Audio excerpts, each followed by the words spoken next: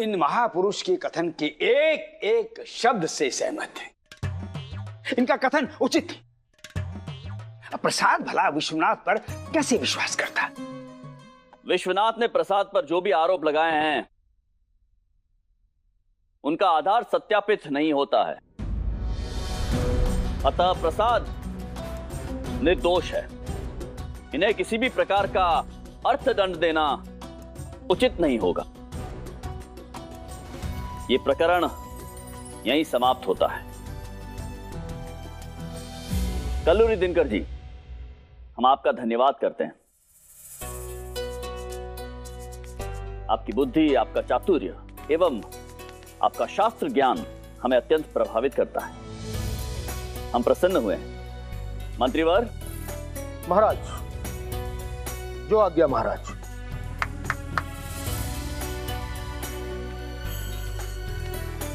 ये हमारी ओर से एक छोटी सी भेंट।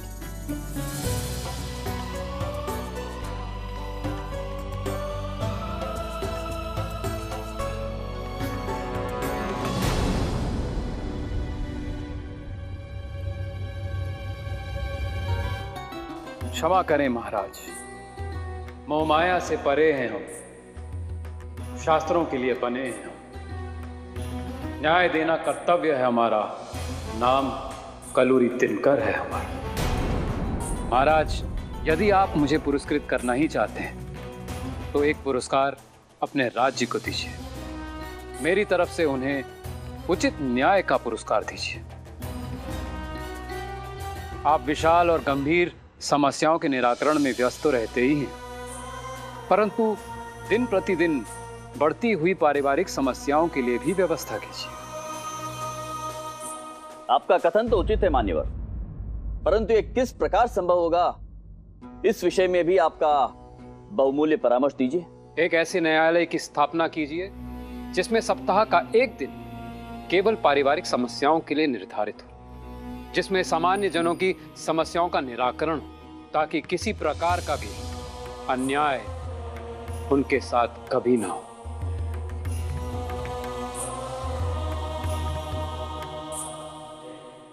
वाह, अत्यंत ही सुंदर और उपयोगी सुझाव है महाराज।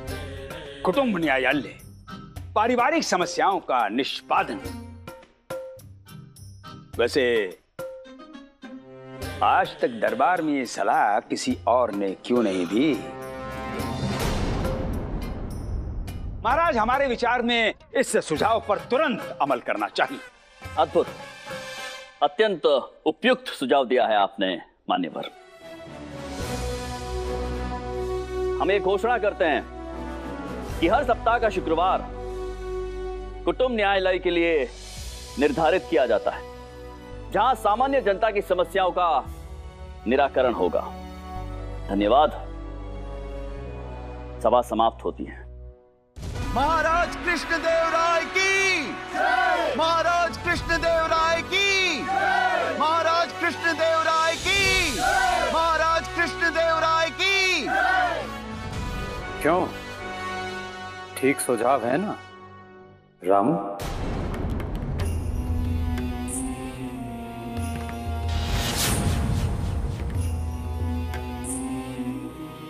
अंततः आज दरबार में ऐसा व्यक्ति आ ही गया जिसने पंडित रामाकृष्णा को उसके उचित स्थान से अवगत करवा दिया।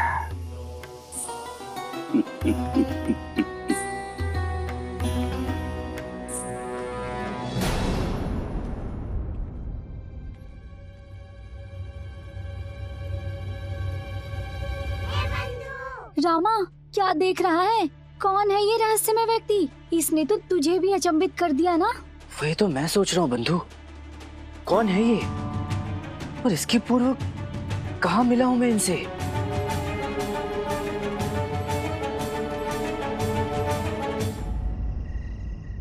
शारदा, शारदा कहाँ हो तुम? शारदा, क्या हुआ? आज घर में प्रवेश करते ही हमारा नाम पुकारे हैं, क्या बात है? ये देखो तुम्हारा मनपसंद नौलखा हार, मैंने इसे सुनार से स्वच्छ करा लिया है, एकदम नवीन प्रतीत होगा। देखो तो सही कैसे चमचमा रहा है। हाँ, लग रहे हैं हम ये हार पहन के। बहुत सुंदर। ये हार धारण करके तुम अत्यंत सुंदर लग रही हो। आपके कहने का क्या तात्पर्य है? हम वैसे सुंदर नहीं लगते हैं। नहीं नहीं, मेरा वो तात्पर्य नहीं था। मेरा तात्पर्य ये है कि तुम्हारे धारण करने के बाद ये हार अत्यंत सुंदर लग रहा है। तुम तो पहले से ही बहुत सुंदर हो। हाँ, वो तो है। ये आपने सही कहा।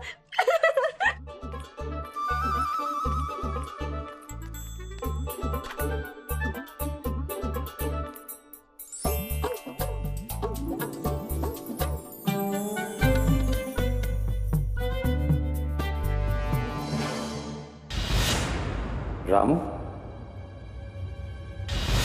ये कल्लूरी महोदय ने मुझे मेरे बचपन के नाम से रामू कहकर क्यों संबोधित किया? उससे मिलकर ऐसा प्रतीत हो रहा है जैसे उससे मेरा कोई ना कोई पूर्व संबंध अवश्य है। कौन है ये महाशय? अंततः 15 वर्ष पश्चात वो समय आ ही गया रामू, जब हम अपने पिता के अपमान का प्रतिशोध ले सकेंगे।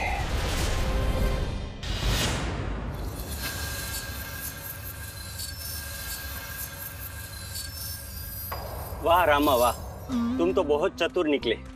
मेरी बकरी को गुम हुए 2 दिन व्यतीत हो गए थे, किंतु कोई उसे नहीं ढूंढ पाया और सिर्फ तुम्हें ही ये स्मरण हुआ कि वो छप्पर पे होगी, जहाँ पर उसकी माँ का स्थान है। अरे इसमें क्या विशेष बात थी?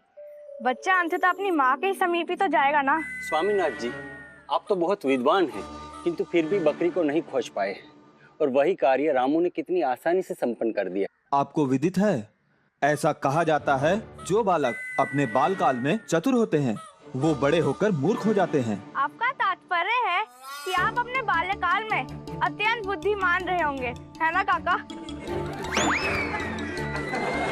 मूर्ख पिता का मूर्ख पुत्र, मूर्ख पिता का मूर्ख पुत्र।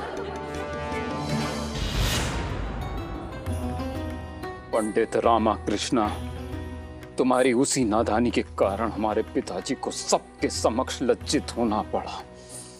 उन्हें अपना गांव त्याग कर पलायन करना पड़ा और इसका प्रतिशोध तो हम तुमसे लेकर रहेंगे।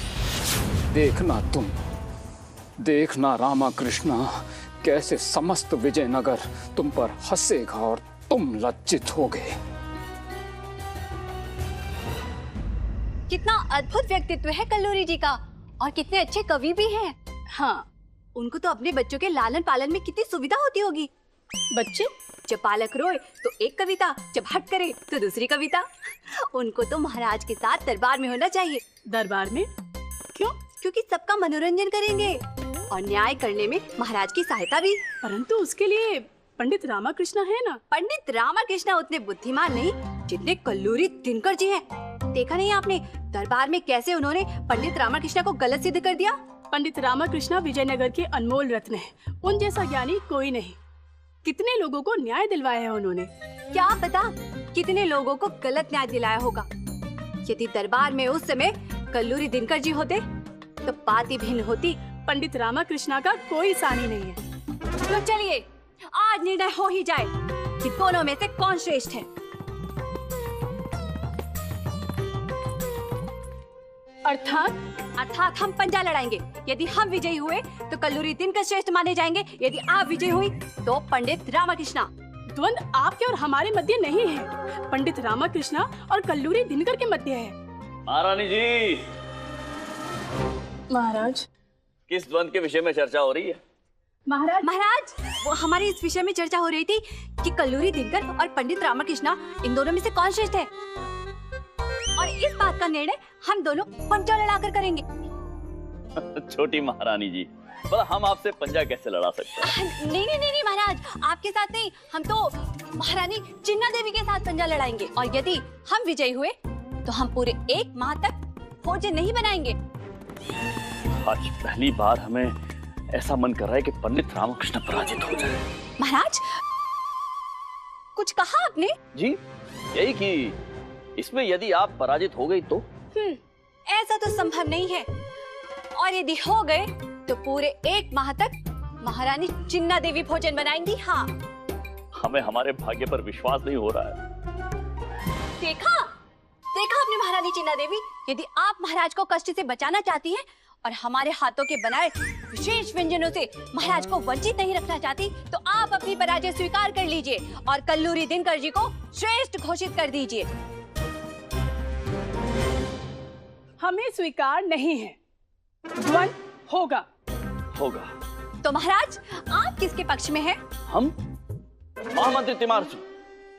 परंतु वो तो पंजा नहीं लड़ाएंगी ना। पंजा नहीं लड़ा रहे, वो बाहर प्रतीक्षा कर रहे हैं। हमें जाना है, रात दरबार में अत्यंत महत्वपूर्ण विषय पर चर्चा हो रही है।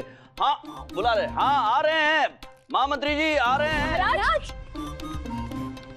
महामंत्री तिमारसुर यहाँ पधारे थे, परंतु हमें तो कहीं दृष्टिगत हो ही नहीं रहे। चलिए महारानी चिन्ना देवी, हम दोनों पंजा लड़ाते हैं। बच गए।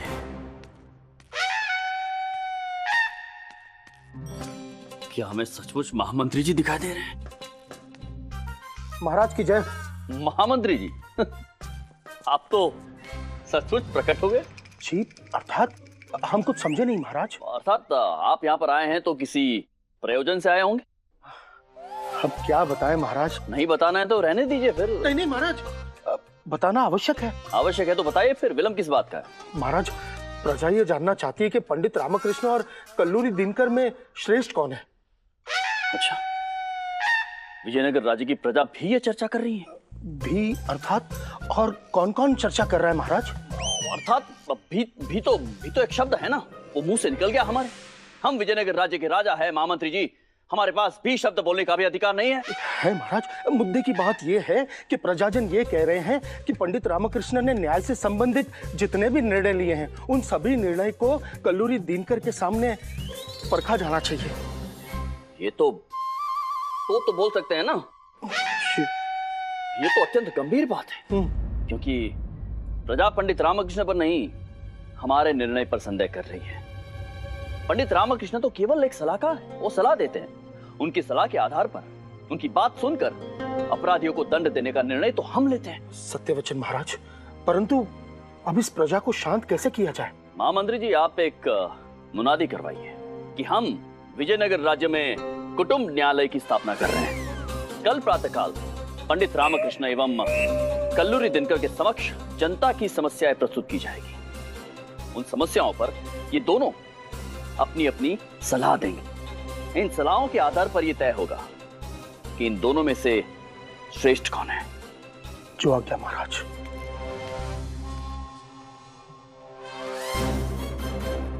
पंडित रामकृष्ण, कल परीक्षा है आपकी बुद्धि की और हमारी न्याय क्षमता की।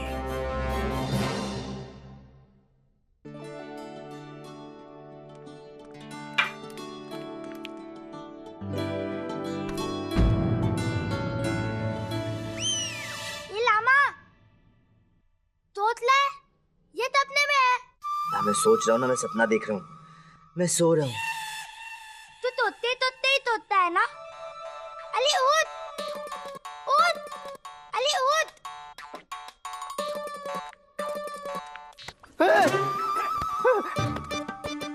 क्या हुआ माँ? है? ओ श्रृंगार की देवी, बताओगी अम्मा क्या कह रही हैं?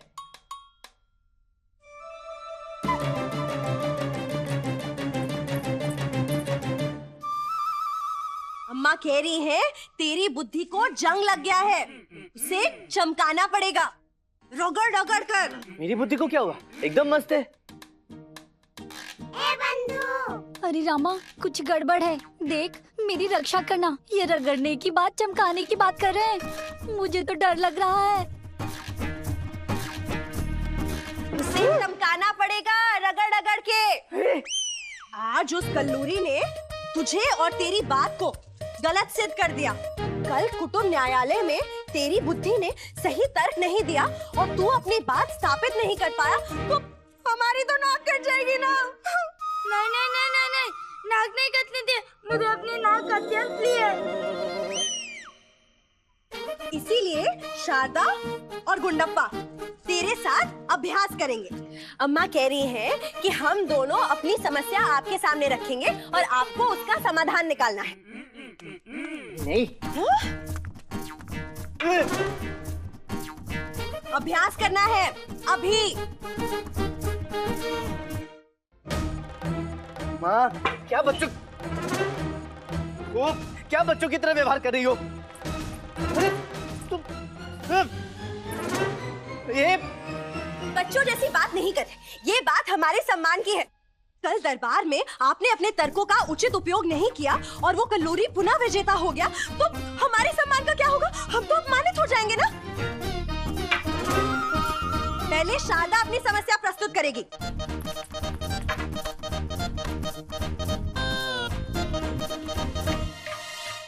कल्पना कीजिए, हम एक तालाब में हैं। हम और अम्मा दोनों डूब रहे हैं। आप दोनों में से एक ही व्यक्ति को बचा सकते हैं। बताइए, आप किसे बचाएंगे?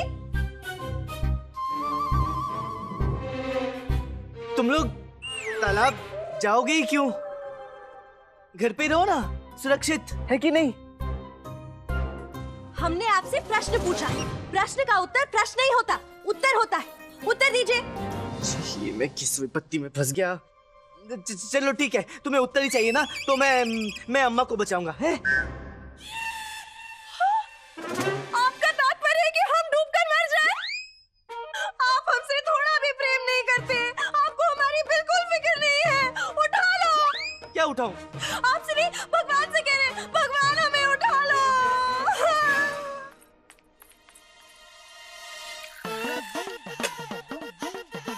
हम चुल्लू भर पानी में डूबकर अभी अपने प्राण त्याग देंगे।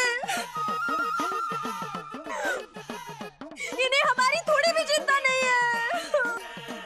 देखा शारदा, पंडित रामाकृष्ण का निर्णय। वह जानता है डूब गई तो डूबे, पत्नी तो दूसरी मिल जाएगी, इसीलिए अम्मा को बचा रहा है। आप दूसरी पत्नी लाएंगे? आपकी इतनी हिम्मत?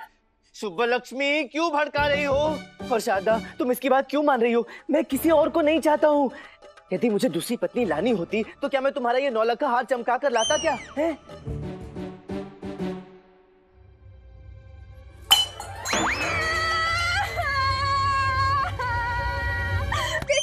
देखो, इसका तात्पर्य आप हमें घूस दे रहे थे ताकि दूसरी पत्नी ला सके। आप हमसे थोड़ा भी प्रेम नहीं करते। उठा लो भगवान, उठा लो। हाँ, ये शुभलक्ष्मी को उठा लो। शुभलक्ष्मी अपना परामर्श, अपनी टिप्पणी अपने पास नहीं रख सकती। चैन पड़ गया ना तुम्हें? शारदा, शारदा, एक बार सुन तो लो कि मैंने अम्मा की रक्षा वाली बात क्यों कही। हमें कुछ नहीं सुनना। आज तक कभी सुना है कि किसी की पत्नी तालाब में डूब रही हो? पत्नियां नहीं डूबती, पतियों को डुबाती हैं। ऐसे फंस गया ना रामा, अब क्या करेगा?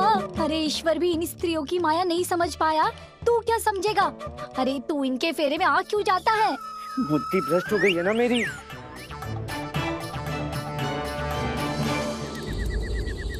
प्रणाम महाज्ञानी कलूरी दिनकर जी। आप जैसे ज्ञानी महापुरुष को हमारा कोटि कोटि नमन।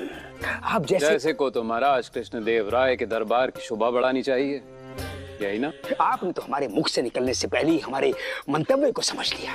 इसे कहते हैं महाज्ञानी, बुद्धिमान, महापुरुष।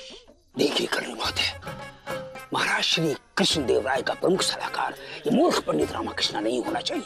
वो स्वयं अपने ज्ञान का डंका बजाता फिरता है। हाँ, वही तो हम आपका नाम प्रस्तावित करना चाहते हैं। पंडित रामकृष्ण के प्रतिवादी के रूप में। उसे बहुत गर्व है अपने अल्प ज्ञान पर, उसमें थोड़ी सी भी लज्जा शेष हो तो वो मुझ जैसे ज्ञानी महाज्ञानी के सामने तर्क प्रस्तुत करने का प्रयास नहीं करेगा और स्वयं ही अपने स्थान को त्याग कर हमारे पक्ष में कर देगा। वाह, आप तो परम ज्ञानी हैं। यदि आप चाहे तो हम राजनीति का प्रयोग कर अपने दांव पे चला देंगे। साम दाम दंड भेद कुछ भी इधर से उधर कर किसी भांति पंडित रामकृष्ण को दरबार से निष्कासित करा देंगे। और उनके स्थान पे मुझे बिठा देंगे, ताकि फिर जीवन पर्यंत हम आपकी हर बात को बिना विरोध मानते रहें और महाराज कृष्णदेव राय के समक्ष आपका महत्व बढ़ाते रहें। मुनि, ये पूरे दुनिया में पहला व्यक्ति है जिन्होंने हमारे गुरु को अच्छी तरह पहचान और परख लिया है। पंडित रामकृष्ण को निष्कासित करने के लिए हमें जो भी करना पड़े हमें स्वीकार है। हम करेंगे, अवश्य करेंगे, सब कुछ करेंगे। तो फिर चलिए किसी पक्षी की भांति उड़ने का प्रदर्शन करिए। अवश्य, लीजिए। चलिए ठीक है, जाने दीजिए। आप तो मुर्गा बनकर दिखाइए। हम मुर्गा बन जाएं? गधा। बस कलूरी महाशय, आप हमारा विजयनगर साम्राज्य के राज पुरोहित आचार्य तथाचार्य का अपमान कर रहे हैं। हम तो केवल आपके पास प्रस्ताव लेकर आए थे। तनिक भी स्वीकार नहीं है। कब क्या कैसे करना है हमें सब विदित है। आपके निम्न स्तरीय सुझावों की हमें कोई आवश्यकता नहीं। अब जो भी होगा कल महाराज कृष्ण देव राय के दरबार में होगा।